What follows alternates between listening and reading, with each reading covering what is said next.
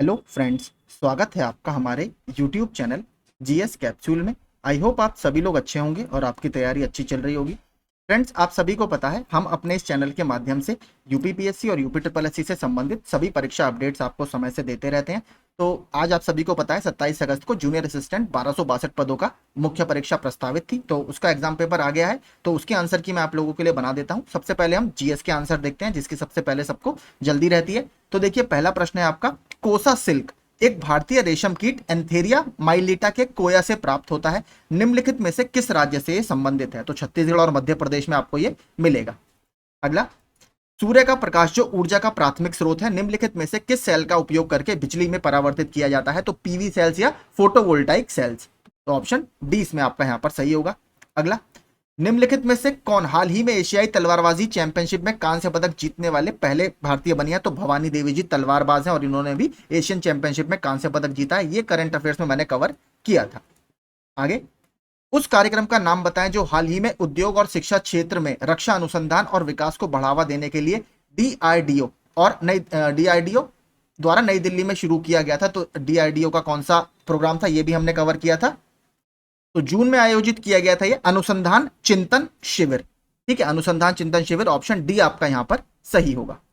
अगला, हाल ही में भारत ने निम्नलिखित में से किस विदेशी मित्र देश की नौसेना को उसकी नौसैनिक क्षमताओं को बढ़ाने के लिए 1991 में कमीशन किए गए खुखरी क्लास का युद्धपोत आईएनएस कृपाण उपहार में दिया? यह भी बहुत चर्चा में था, तो वियतनाम को यह दिया गया है।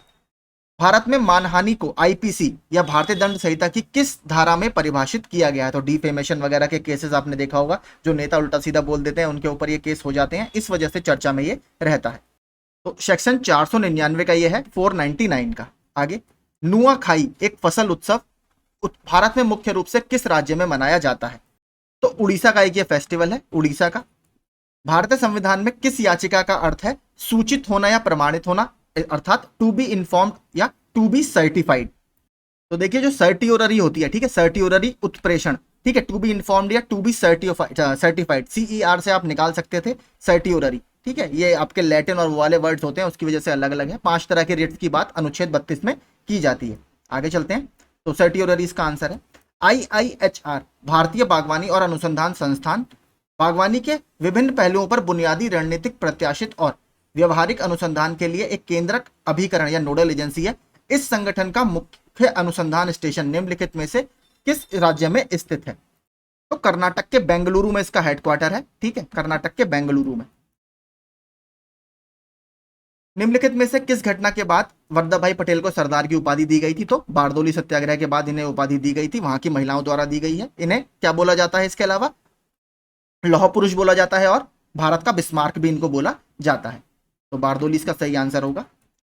निम्नलिखित भारतीय रेलवे मार्गों में से किसको ब्रिटिश काल के दौरान क्राउन ज्वेल माना जाता था और इसमें दुनिया का सबसे ऊंचा मल्टी आर्च गैलरी ब्रिज भी शामिल है? तो बहुत फेमस आपका कालका शिमला रेलवे। अगला, विष्णु शर्मा द्वारा लिखी पुस्तक पंचतंत्र, जिसमें पशुदंत कथाएं और कहानियां शामिल हैं, मुख्य रूप से ये निम्नलिखित में से किस भाषा में लिखी गई है? तो ये मुख्य रूप से संस्कृत भाषा में लिखी गई है। भारत की उस पर्वतीय चोटी का नाम बताएं जिसे महान बर्फ के 5 खजाने के रूप में जाना जाता है। 5 खजाने, 5 भंडार, सोना चांदी रत्न अनाज भगवान की पवित्र पुस्तकों का प्रतिनिधित्व करते हैं। तो बहुत देखिए अच्छा प्रश्न बनाया है ये। तो देखिए, सिक्किम में स्थित जो कंचनजंगा है इसको ये बोला जाता है। आगे, निम्नलिखित प्रसिद्ध भारतीय जलप्रपातों और उनसे संबंधित राज्य का मिलान करें। तो देखिए, बिल्कुल ही अलग अलग इन्होंने पूछ लिए हैं। तो इसमें देखिए, जो आपका मैगॉड वाटरफॉल है ये आपका कर्नाटक में है। ठीक है, नोहकलियाई ये आपका मेघालय में है। जो मीन मुट्टी है ये आपका केरल में स्थित है और थलाइयार आपका तमिलनाडु में है। तो इसमें मिलाएंगे, पहले का चौथा, फर्स्ट का डी है, दूसरे का सी है, दूसरे का सी है, ठीक है, तीसरे का ए, तीसरे का ए आपके किस में है? तो ऑप्शन डी आपका यहां पर सही होगा। ठीक है, ऑप्शन डी। आगे चलते हैं, वर्ष 1982 में नई दिल्ली में आयोजित किस कार्यक्रम के शुभांकर मैस्कॉट के रूप में अप्पू एक हाथी का उपयोग किया गया था? तो 1982 के जो एशियाई खेल हुए थे इसमें अप्पू को मैस्कॉट बनाया गया था। ये भी देखिए रिपीटेड प्रश्न है। भारत का राष्ट्रीय कैलेंडर शक संवत पर आधारित है, 78 एडी जो कनिष्क ने स्टार्ट किया था, जिसका पहला महीना डैश है और आधिकारिक उद्देश्यों के लिए ग्रेगोरियन कैलेंडर के साथ 22 मार्च 1957 से 365 दिनों का एक सामान्य वर्ष अपनाया गया था। तो पहला महीना होता है इसका चैत्र। अगला, फिरोजशाह कोटला किला 1354 में सुल्तान फिरोजशाह तुगलक ने बनवाया था। यह किला किस नदी के किनारे बना है? तो आपको बताइए, दिल्ली में आपका कौन सी यमुना नदी है, उसी के किनारे ये बसा है। राज्य और उसके राजकीय पक्षी के सही जोड़े का पता लगाएं। देखिए वीडियो में भी एक क्वेश्चन आया था, तेलंगाना की बर्ड इन्होंने पूछ ली थी और यहां पर भी इन्होंने फिर से यही पूछा है। तो देखिए जो महाराष्ट्र है ये आपका सही है। महाराष्ट्र का येलो फुटेड ग्रीन पिजन, पीले पैरों वाला हरा कबूतर, हरियल इसको बोला जाता है, ये आपका सही है। आगे, राजस्थान का तो आपका ग्रेट इंडियन बस्टर्ड है, गोदावण जिसको बोलते हैं। निम्नलिखित में से कौन सा केरल राज्य सरकार का सर्वोच्च साहित्यिक सम्मान है जिसका नाम राज्य के 16वीं शताब्दी के एक भक्ति कवि के नाम पर रखा गया है? तो एजुथाचन पुरस्कारम, ठीक है, ये जो है ये सबसे बड़ा यहाँ का साहित्यिक पुरस्कार या लिटरेरी अवार्ड है, ठीक है, इसको याद रखिएगा। केरल की जो साहित्य अकादमी है वो इसको देती है।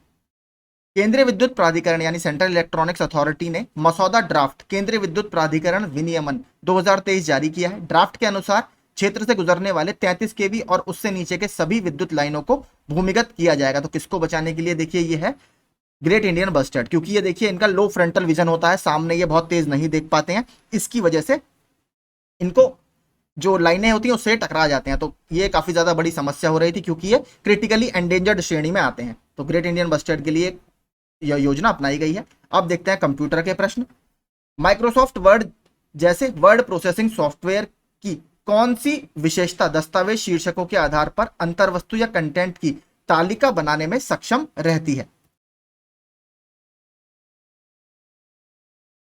इसमें देखिए मुझे जो लगता है इसका स्टाइल्स होना चाहिए आंसर, ठीक है, माइक्रोसॉफ्ट वर्ड वाले का। इसका मैं आपको एक बार क्रॉस चेक कर बता दूंगा, ठीक है, इसमें अभी मैं श्योर नहीं हूं, मैं फिर भी आपको स्टाइल्स लगभग 90% मैं श्योर हूं यही होगा, क्योंकि बाकी ज्यादा ऑप्शन इसमें कुछ खास नहीं है। पहले यांत्रिक कैलकुलेटर को क्या कहा जाता था? तो पास्कल लाइन इसको बोला जाता था। ये इन्होंने बहुत बढ़िया क्वेश्चन बना दिया। अगला, एमएस एक्सेल में कौन सा फंक्शन टेक्स्ट से सभी गैर मुद्रण योग्य कैरेक्टर या संप्रतीकों को हटा देता है? तो ये होता है क्लीन आपका, ठीक है। हमने के नियरेस्ट नेबर देखा था, लेकिन इन्होंने दूसरा पूछा, इन्होंने के मींस एल्गोरिथम पूछा। ये एक अनसुपरवाइज्ड लर्निंग, ठीक है, option B unsupervised learning type का एल्गोरिथम है। 17वां, आईओटी उपकरणों में वायरलेस संचार के लिए आमतौर पर किस तकनीक का उपयोग किया जाता है? तो देखिए इसमें वाईफाई वगैरह भी यूज किया जाता है, ब्लूटूथ भी यूज किया जाता है। तो ब्लूटूथ थोड़ा लो एनर्जी है, वाईफाई आपको पता है ऑप्टिकल फाइबर पे चलता है, तो मुझे लगता है वाईफाई वगैरह ज्यादा इसका एक बेहतर ऑप्शन है, ऑप्टिकल फाइबर। अगला, अपाचे हडूप फ्रेमवर्क का एक बड़ा हिस्सा किस भाषा में लिखा गया है? तो ये जावा में लिखा गया है, एक बड़ा हिस्सा इसका। एआई एप्लीकेशंस को लागू करने के लिए दी गई भाषाओं में से कौन सी भाषा आमतौर पर उपयोग नहीं की जाती है? तो देखिए लिस्प तो कॉमन ही है, लिस्ट प्रोसेसिंग जॉन मैकॉर्थी ने 1959 में डेवलप की थी। प्रोलॉग भी है, पाइथन भी। देखिए पर्ल आपका थोड़ा सा लो एंड लैंग्वेज है, बहुत नॉर्मल काम के लिए यूज की जाती है, तो यही आपका इसमें सही उत्तर होगा। उपयोग नहीं की जाती तो आपका पर्ल नहीं यूज होता। माइक्रोसॉफ्ट द्वारा कौन सी ईमेल सेवा संचालित की जाती है? तो माइक्रोसॉफ्ट का कौन सा है? आपका आउटलुक। साइबर सुरक्षा हमले के लिए क्या शब्द है जो बड़े पैमाने पर अटैक नेटवर्क बनाने के लिए एक साथ कई परस्पर जुड़े उपकरणों को लक्षित करता है? तो इसका देखिए अगला देखते हैं। साइबर सिक्योरिटी हमले के लिए क्या शब्द है जो बड़े पैमाने पर अटैक नेटवर्क के लिए एक साथ परस्पर जुड़े उपकरणों को लक्षित करता है? तो मुझे इसका देखिए लगता है डीडीओएस इसको बोला जाता है, distributed denial of service attack, ठीक है। इसमें कई सारे मल्टीपल कंप्यूटर्स एक साथ जो जुड़े होते हैं उनको अटैक कर बड़ा अटैक बनाया जाता है, तो मुझे लगता है इसका ये वाला आंसर होना चाहिए। अगला, वर्ल्ड वाइड वेब के आविष्कारक है तो पता ही होगा, Tim Berners Lee. Social media में हैशटैग का प्राथमिक उद्देश्य क्या है? तो इसके लिए देखिए क्या आपका मुख्य उद्देश्य है, तो आसान खोज के लिए कीवर्ड या विषयों को चिन्हित करना, तो हैशटैग वगैरह सब लगाते ही हैं। आगे, ई गवर्नेंस में डिजिटल दस्तावेजों की सुरक्षा और प्रामाणिकता सुनिश्चित करने के लिए अक्सर किस तकनीक का उपयोग किया जाता है? तो किसका उपयोग आप करेंगे ई गवर्नेंस में? जो आपकी डिजिटल दस्तावेज आप वहां पर सुरक्षित रखते हैं, जैसे डिजी लॉकर है, तो इसमें देखिए आप डिजिटल सिग्नेचर्स वगैरह यूज करते हैं। आपने देखा होगा आपका जो भी डॉक्यूमेंट्स वगैरह आते हैं ऑनलाइन, जैसे CCC का सर्टिफिकेट ही आपका आता है, उसमें वो भी डिजिटली साइंड रहता है, ठीक है। तो डिजिटल सिग्नेचर्स इसका एक तरीका है। ईमेल एड्रेस के भाग यूजर नेम और डोमेन नेम किसके द्वारा अलग किए जाते हैं? तो @ के द्वारा अलग किए जाते हैं। एक कंप्यूटर के सीपीयू में लाखों बहुत छोटे छोटे स्विचेस होते हैं जिन्हें क्या कहा जाता है? तो सिंपल है, इन्हें ट्रांजिस्टर्स बोला जाता है। ठीक है, ट्रांजिस्टर्स कंप्यूटर की द्वितीय पीढ़ी में यूज होना शुरू हुए थे। यदि पावर पॉइंट प्रेजेंटेशन में संवेदनशील या गोपनीय डेटा है तो आप फाइल को एनक्रिप्ट कर सकते हैं और इसे डैश से सुरक्षित कर सकते हैं। तो इसमें देखेंगे, अगर आपने पीपीटी वगैरह बनाई होगी तो आपका फाइल के इन्फो में जाकर आप ये देख सकते हैं, तो प्रोटेक्ट प्रेजेंटेशन का ऑप्शन आता है। तो प्रोटेक्ट प्रेजेंटेशन में आप एनक्रिप्ट विद पासवर्ड, तो आप किससे सुरक्षित करेंगे? इसे पासवर्ड से सुरक्षित कर सकते हैं।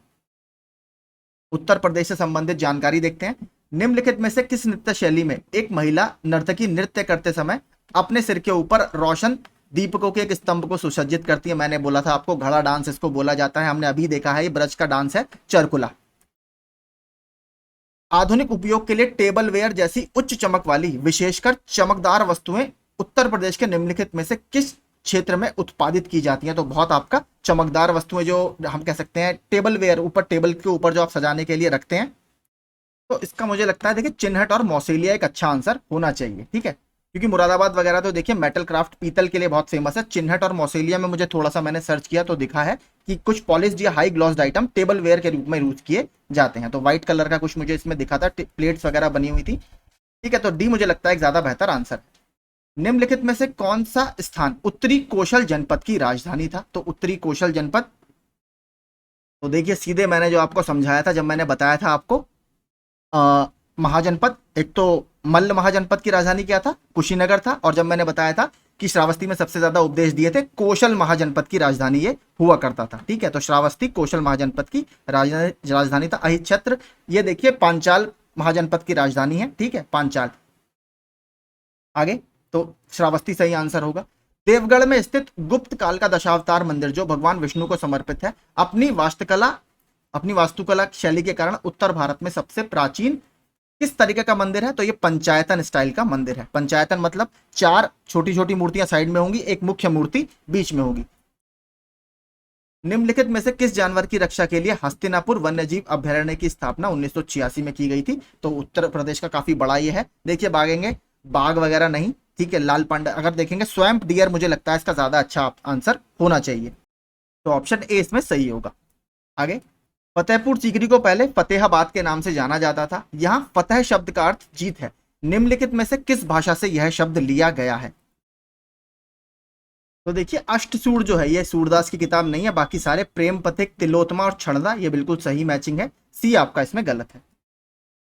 सारनाथ जो अशोक स्तंभ के लिए प्रसिद्ध है, वाराणसी से 10 किलोमीटर उत्तर पूर्व में किन 2 नदियों के संगम के पास स्थित है? तो ये गंगा और वरुणा नदी के संगम के पास स्थित है। ठीक है, उत्तर प्रदेश में, जहां पर भगवान बुद्ध ने अपना पहला उपदेश दिया था। अक्टूबर 2021 तक उत्तर प्रदेश राज्य में कुल कितने नगर निगम हैं? तो टोटल 17 नगर निगम आपके उत्तर प्रदेश में है। निम्नलिखित जीआई या भौगोलिक संकेतक टैग और उत्पादों का मिलान करें। तो हस्तनिर्मित कालीन आपका कहां पर है? भदोही। ठीक है, कैंची, हस्तनिर्मित दरियां और वॉल हैंगिंग। स्पोर्ट्स गुड का देखिए मैंने आपको बताया था, मेरठ में कैंचियां भी बहुत फेमस है। आ गया वहीं से सीधे उठाकर, स्पोर्ट्स गुड नहीं पूछा, खेल का सामान, कैंची पूछ लिया। तो तीसरे का ए, चौथे का बी, ये 2 ही मिलाएंगे तो ही इससे मिल जा रहा था आई थिंक। तीसरे का ए, चौथे का बी, एक ही विकल्प में ऑप्शन बी में, तो आराम से आप इसको मिला के ले जाते। उत्तर प्रदेश सरकार ने एक स्वायत्त संस्था के रूप में अतिरिक्त ऊर्जा स्रोत विभाग के अंतर्गत गैर पारंपरिक ऊर्जा विकास एजेंसी का निर्माण कब किया? ये हमने देखिए वन दरोगा में किया था। जो वन दरोगा में जुड़ा होगा ये आपका अप्रैल 1983 में, ये हमने तभी किया था। वहां से भी एक हमारा ये परीक्षा वाणी में भी प्रश्न आया हुआ है, आप देख सकते हैं जाकर, वहां पर भी आपको मिल जाएगा। वर्ष 1909 में आगरा में आयोजित उत्तर प्रदेश संयुक्त प्रास कांग्रेस के सामाजिक सम्मेलन की अध्यक्षता किसने की थी? तो बहुत फेमस इंडिया के जो वकील रहे हैं उन्होंने इसकी अध्यक्षता की थी, मोतीलाल नेहरू जी ने। ठीक है, मोतीलाल नेहरू ने इसकी अध्यक्षता की थी 1990 में आगरा में। उच्च श्रेणी के सिलिका बलुआ पत्थरों के बड़े भंडार क्रमशः इलाहाबाद और चित्रकूट जिले के किन क्षेत्रों में पाए जाते हैं जो उत्तर भारत के कांच उद्योग की आपूर्ति का पारंपरिक स्रोत रहे हैं? तो ये आपका देखिए प्रश्न मुझे बिल्कुल एग्जैक्टली मिला है, जो टाटा मैग्रो हिल की बुक है सारस्वत सर की, यूपी स्पेशल, उसमें शंकरगढ़ और बाड़गढ़। ठीक है, शंकरगढ़ है, लालपुर है, बाड़गढ़ है, आपका लोहगढ़ है, ढंडरौल है, चंदौली, झांसी, यहां पर आपको ये मेन इसका सेंटर है। तो शंकरगढ़ और बाड़गढ़ इसमें सही होगा। हाल ही में जल शक्ति मंत्री स्वतंत्र देव सिंह ने उत्तर प्रदेश में एक सप्ताह चलने वाली एक नल एक पेड़ या वन टैप वन ट्री योजना शुरू की थी। ये हमने करंट अफेयर्स में कवर किया है। यह योजना निम्नलिखित में से किसके द्वारा संयुक्त रूप से शुरू की गई है? तो ये देखिए, ये नमामि गंगा मिशन के अंतर्गत है। तो नमामि गंगा मिशन, इसके अलावा रूरल वाटर सप्लाई डिपार्टमेंट, जो ग्रामीण जल आपूर्ति विभाग, इसके द्वारा ये ज्वाइंट रूप से की जाएगी। ऑप्शन सी, नमामि गंगे और ग्रामीण जल आपूर्ति विभाग के द्वारा। Option C. प्रश्न इन्होंने बहुत अच्छे बनाए हैं, देखिए करंट अफेयर्स के। हाल ही में नोएडा शासी निकाय ने किस सड़क का नाम बदलकर रामनाथ गोयनका मार्ग कर दिया है? तो योगी आदित्यनाथ जी ने ही ये किया था, अमलताश रोड का नाम बदलकर ये कर दिया है। अगला, वीर अब्दुल हमीद फॉरेस्ट वन्य जीवन एवं पर्यावरण संरक्षण पुरस्कार योजना किस वर्ष शुरू की गई थी? तो देखिए, जिसने वन दरोगा की क्लास अगर मेरे वहां से जुड़े हुए हैं पुराने वाले चैनल से, तो 2012-13 में वहां पर मैंने बताया था ये कि वीर अब्दुल हमीद पुरस्कार योजना आपकी 2012-13 से चलाई जा रही है। इसमें 1 लाख रुपए इंडिविजुअल को और 2 लाख रुपए आपके चयनित संगठन को दिए जाते हैं। ये भी परीक्षा वाणी से ही सीधे प्रश्न है, वहीं से मैंने पढ़ाया था। कानपुर में स्थित लाल इमली मिल किस प्रकार के वस्त्र के लिए प्रसिद्ध थी? ये देखिए प्रश्न नया है, मैंने भी नहीं पढ़ा कभी ये। तो देखिए, ये वूलन क्लॉथ्स के लिए बहुत ज्यादा फेमस थी। ठीक है, वूलन क्लॉथ्स के लिए कहा जाता था कि यहाँ के बने हुए जो मतलब वूलन क्लॉथ होते थे वो बहुत ज्यादा ठंड में भी आपको काफी गर्म रखते थे। अगला, उत्तर प्रदेश ने आईटी, टेक्सटाइल, वस्त्र, हस्तशिल्प और गैर पारंपरिक ऊर्जा जैसे विभिन्न क्षेत्रों को पूरा करने के लिए राज्य में कितने SEZ यानी स्पेशल इकोनॉमिक जोन को मंजूरी दी है? तो उत्तर प्रदेश गवर्नमेंट ने 31 SEZ को अभी एस्टेब्लिश करने की मंजूरी दी है। ठीक है। लखनऊ में स्थित रूमी दरवाजा की ऊंचाई कितनी है? कुछ ज्यादा ही देखिए फैक्चुअल प्रश्न पूछ लिया। रूमी दरवाजा कहां पर है ये तो प्रश्न आया हुआ था, लेकिन हाइट इन्होंने इसमें पूछ लिया। जो लखनऊ वगैरह में रहते होंगे वो शायद इसको आराम से बता पाएंगे। तो ये लगभग 60 फीट आपका ऊंचा है। ठीक है, 60 फीट। देखिए फीट और मीटर में इसने फंसा दिया। अब जिसने थोड़ा ध्यान से नहीं देखा होगा वो कंफ्यूज हो गया होगा। लखनऊ स्थित बाल संग्रहालय की स्थापना किस वर्ष हुई थी? हमने ये पढ़ा था। मोतीलाल नेहरू बाल संग्रहालय कहां पर है? तो इसकी स्थापना इन्होंने इसमें पूछी है। 1957 में इसकी आधारशिला रखी गई। ठीक है, 1957 में। अब देखते हैं अगला सेक्शन, हिंदी का सेक्शन देखते हैं। निम्नलिखित में से कौन से मूर्धन्य व्यंजन है? तो आपका डा और ढाप के मूर्धन्य व्यंजन की श्रेणी में आते हैं। दूसरा, नाम धातु क्रिया का प्रयोग किस वाक्य में? हथियाना वगैरह ये जो शब्द होते हैं, यही देखिए शब्द है आपका, उसने मेरी पूरी संपत्ति हथिया ली। यही आपका नाम धातु क्रिया का उदाहरण है। अगला, बिना जल्दी चली आ, इसमें विधेय विस्तारण क्या है? तो देखिए जो जल्दी है वो इसमें विधेय विस्तारण है। आगे तो देखिए बहुत फेमस है कुरुक्षेत्र, ये रामधारी सिंह दिनकर की रचना है। ठीक है, रश्मि रथी भी इनकी है, बहुत फेमस। ऑप्शन ए इसमें सही होगा। संयुक्त वाक्य की पहचान क्या होती है?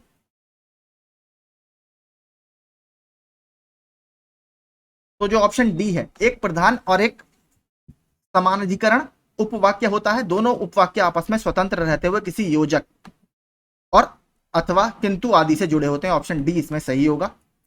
जिस क्रिया से सूचित होने वाले व्यापार कर्ता करे और उसका फल कर्ता पर ही पड़े उसे किस तरह की क्रिया कहा जाता है? तो मैंने बताया था कर्म के आधार पर, व्यापार के आधार पर ये 2 तरह की होती है, सकर्मक क्रिया और अकर्मक क्रिया। तो ये अकर्मक क्रिया का उदाहरण है। ठीक है, जब अगर आपने मेरा एक्सप्लेनेशन सुना होगा तो उसमें अगर आपने ध्यान से सुना होगा तो आप समझ जाएंगे। ज्यादा बहुत टफ नहीं था, लेकिन ऊपर वाले प्रश्न थोड़े इसमें अच्छे थे। एक तो विधेय वाला प्रश्न अच्छा था थोड़ा सा। के लिए किस कारक का चिन्ह है? तो संप्रदान कारक का चिन्ह है। निम्नलिखित में से किस अलंकार में शब्द का प्रयोग एक ही बार किया जाता है परंतु उसके एक से अधिक अर्थ निकलते हैं? तो इसमें आपका श्लेष अलंकार होता है। निम्नलिखित में से कौन सा पत्र औपचारिक पत्र नहीं है? तो अंक तालिका की नई प्राप्ति करने के लिए केंद्रीय माध्यमिक शिक्षण बोर्ड को लिखा गया पत्र। कक्षा में प्रथम स्थान प्राप्त करने वाले पुत्र के लिए पिता द्वारा लिखा जाने वाला बधाई पत्र। ये देखिए आपका व्यक्तिगत पत्र की श्रेणी में आता है, ये इस श्रेणी में नहीं आता। Option B. तो अगला देखिए, ये भी अगर आपको ट्रिक मेरी वाली याद हो, ए और ओ की मात्रा बीच में दिखाई दे तो गुण स्वर संधि होती है। तो केवल एक में ही है ओ की मात्रा आपके वनोत्सव में। दिगंबर में दिक प्लस अंबर व्यंजन संधि। सदैव में बड़ा ए दिखाई दे और ओ दिखाई दे तो वृद्धि संधि। महा प्लस अर्णव क्या होगी? दीर्घ संधि, तो वनोत्सव। ठीक है, वन प्लस उत्सव में आपकी गुण स्वर संधि है, ना कि ये। आगे, जब स्वरों के उच्चारण में ध्वनि मुख के साथ साथ नासिका द्वार से भी निकलती है उस अनुनासिकता को प्रकट करने के लिए निम्नलिखित में से किसका प्रयोग किया जाता है? तो ये भी देखिए सिंपल ही है, अनुस्वार बिंदु का। ठीक है, पंडित हो गया, इस तरीके के जो शब्द हैं। सतसई, ठीक है, ये बिल्कुल ठीक है, द्विगु समास ये हमने किया भी था। प्रतिवर्ष सिंपल है, प्रति लगा है बीच में, अव्यय है, तो कौन सा समास होगा, अव्ययी भाव समास होगा, यही आपका गलत है। आजन्म अव्ययी भाव ये बिल्कुल ठीक है, दाल रोटी द्वंद्व ये ठीक है। यदि नेहा परिश्रम करती तो परीक्षा में अवश्य उत्तीर्ण हो जाती, इसमें कौन सा काल है। यदि ऐसा होता तो ऐसा हो जाता, तो ये हेतु हेतु मत, सबसे आसान पहचानने में यही रहता है, इन्होंने यही दे दिया, हेतु हेतु मत। मुझे भी काल बहुत अच्छे से नहीं आते, लेकिन हेतु हेतु मत थोड़ा सा आसान है पहचानना। रेखांकित पदबंध का प्रकार बताइए, उस जैसा जिंदा दिल इंसान मिलना कठिन है। तो देखिए, जो संज्ञा अथवा सर्वनाम की विशेषता बताते हैं, क्या कहलाते हैं, विशेषण कहलाते हैं। पदबंध है मतलब थोड़ा सा दो से तीन शब्द जोड़ दिए हैं। इंसान मिलना कठिन है, कैसा इंसान, जिंदा दिल इंसान। इंसान की विशेषता बता रहा है, विशेषता बता रहा है मतलब विशेषण प्रबंध आपका यहां पर होगा। तो इसमें जो आपका ऑप्शन बी है, पदबंध एक से अधिक शब्दों का समूह है जो मिलकर एक ही पद की इकाई के रूप में कार्य करता है। ऊपर वाला ही आप देख लीजिए, पदबंध उस जैसा जिंदा दिल, ठीक है, ये एक शब्द के रूप में काम कर रहा है। उस जैसा जिंदा दिल मतलब कैसा इंसान, विशेषण के रूप में यहां पर ये काम कर रहा है, जिंदा दिल इंसान। अगला, नीचे दी गई तालिका में अशुद्ध मेल कौन सा है। ऑप्शन जो डी वाला है इसमें, ठीक है, ये आपका गलत है, क्योंकि धा जो है, ता था दा धा, धा आपका क्या है, दंत्य वर्ण है, ठीक है, दंत्य। अगला, अर्धविराम चिन्ह कहां लगता है, अर्धविराम चिन्ह कहां लगता है, जहां अल्प विराम की अपेक्षा थोड़ा अधिक रुकना हो, ये आपका ठीक है। वैदिक संस्कृत से लेकर आधुनिक युग तक की हिंदी के विकास का सही क्रम कौन सा है। तो जो ऑप्शन इसमें ए है, वैदिक संस्कृत, लौकिक संस्कृत, पाली, प्राकृत, अपभ्रंश, और इसके बाद ही आपकी हिंदी आती है, ठीक है, ऑप्शन ए। भवन और भुवन का अर्थ किस विकल्प में सही है, तो भवन आपका क्या होता है, ग्रह होता है, और भुवन आपका संसार के लिए यूज होता है, तो भवन आपका मकान या महल, ये ठीक है, ऑप्शन डी जो है इसमें आपका ये सही होगा। किस युग्म का विलोम शुद्ध रूप नहीं है, औदार्य, अनौदार्य, उत्कर्ष का अपकर्ष, श्वास का निश्वास, संधि का समास। तो सी है, देखिए इसमें, इसमें आपका सी सही होगा। क्यों, संधि का आपका क्या होता है, संधि का विच्छेद होता है, विग्रह भी बोला जाता है कहीं कहीं, समास का आपका व्यास होता है, तो ये दोनों जोड़ा आपका गलत है। किस विकल्प के सभी शब्द पर्यायवाची हैं, सतीश, शंकर, महेश्वर, शिव, चपला, सौदामिनी, चंचला, मेखला, शार्दुल, अयाल, केहरी, व्याघ्र, अच्युत, गरुध्वज, विनायक और भालचंद्र। बढ़िया प्रश्न बनाया है। तो देखिए, जो पहला है इसमें सतीश, शंकर, महेश्वर और शिव, यही शिव जी के सारे पर्यायवाची हैं।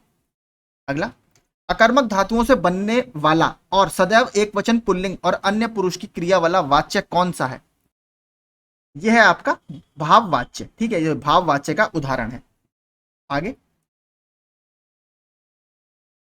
आदि मतलब शुरुआत में, तो आपका क्या होगा, उपसर्ग आपके लगाए जाते हैं, उपसर्ग प्रत्यय, प्रत्यय बाद में लगते हैं, ई आ ये सारे प्रत्यय आपने सुने होंगे। आज हमारी बारी है, इसमें आज कौन सा पद है, तो ये क्रिया विशेषण है, ठीक है, ऑप्शन सी क्रिया विशेषण का उदाहरण है। हिंदी के प्रश्न भी अच्छे बनाए हैं। एक ऐसा पत्र लिखो जिसमें विद्यालय की सभी समस्याओं का उल्लेख हो, तो इसमें जो रेखांकित उपवाक्य है किस तरीके का वाक्य है, तो ये क्रिया विशेषण उपवाक्य का उदाहरण है। अब आता है गद्यांश, ठीक है, पूरा बहुत बड़ा गद्यांश है, मैं आंसर आपको जल्दी से बता देता हूं। मेरा मन कभी कभी बैठ जाता है, इसका क्या आशय है, लेखक का हृदय देश की दुर्दशा देखकर चिंतित हो जाता है, ऑप्शन ए इसमें सही है।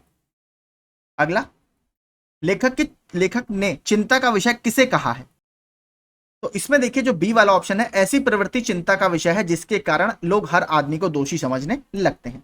अगला, तो इसमें जो सी ऑप्शन है, जो ईमानदारी पूर्वक मेहनत की कमाई करते हैं उन्हें लोग मूर्ख समझते हैं, यह आपका सही है। 29वें का जो आपका सही होगा वो डी आपका सही होगा। जीवन के मूल्यों के बारे में लोगों की आस्था पुनः प्रतिस्थापित हो सकेगी और देश का उद्धार जीवन मूल्यों में आस्था रखने से ही होगा, यह वाला आपका सही है। अगला, निरीह शब्द कौन सी व्याकरणिक इकाई है, तो निरीह शब्द कौन सी इकाई है आपकी, तो एक विशेषण है, ठीक है, विशेषण व्याकरणिक इकाई है। अब देखते हैं आपके रीजनिंग वाले प्रश्न, ये हमारा अंतिम सेक्शन है। तो इसका जो आंसर है वो है ऑप्शन ई, ठीक है, फटाफट आंसर मैं आपको बता देता हूं। देखिए कुछ इसमें अगर डाउट हो तो प्लीज आप कमेंट कर दीजिएगा। मैंने अपने एंड से पूरी कोशिश करी है कि आपको सही आंसर बताऊं। कंप्यूटर में हो सकता है एक आध क्वेश्चन में डाउट हो, कुछ 2 क्वेश्चन मैंने आपको बताए हैं। रीजनिंग में अगर कहीं भी होगा तो प्लीज आप कमेंट कर दीजिएगा, उसको करेक्ट कर लूंगा। जो 32वां प्रश्न है इसमें आंसर है आपका ऑप्शन डी। ठीक है, ऑप्शन डी वाला इसमें आंसर सही है आपका, M+F*B$N वाला। ठीक है, डी 32वें का। 33 देखते हैं, वही कथन निष्कर्ष वाला प्रश्न। इस टाइप के प्रश्न जो प्रैक्टिस सेट थे उसमें काफी हमने किए थे।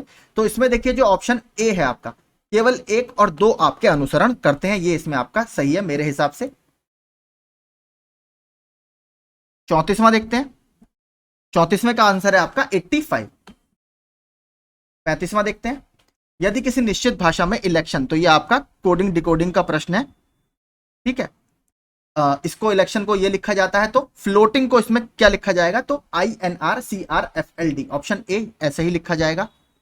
अगला, समान पैटर्न का अनुसरण करते हुए दी गई श्रृंखला में लुप्त संख्या हमें ज्ञात करनी है, माफ कीजिए, तो 1788 इसका आंसर है।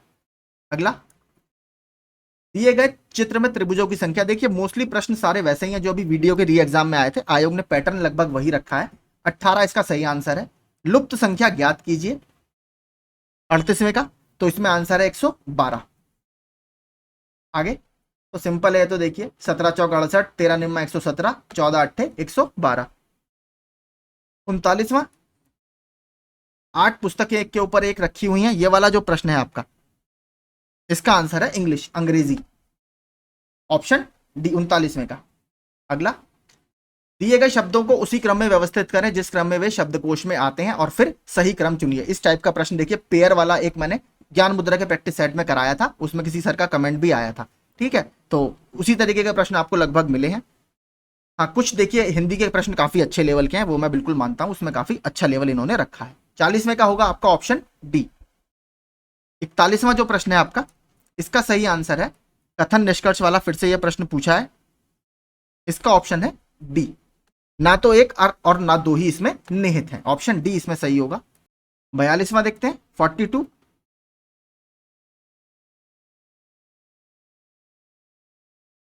ये आकृतियों वाला जो प्रश्न है, इसमें ऑप्शन जो बी है आपका 2, ये वाला आपका सही होगा। 43वां, ये भी कोडिंग डिकोडिंग वाला ही है। गौर ब्लफर का अर्थ ये है, इसका अर्थ ये है, तो इसका अर्थ ये है, तो इसमें आपसे पूछा है कि इसमें से किसका अर्थ सीलिंग टाइल हो सकता है, किसका अर्थ इसमें सीलिंग टाइल हो सकता है, जो ऑप्शन डी है आपका। ठीक है, ये आपका सही होगा। 44वां, रेलवे स्टेशन वाला जो प्रश्न है,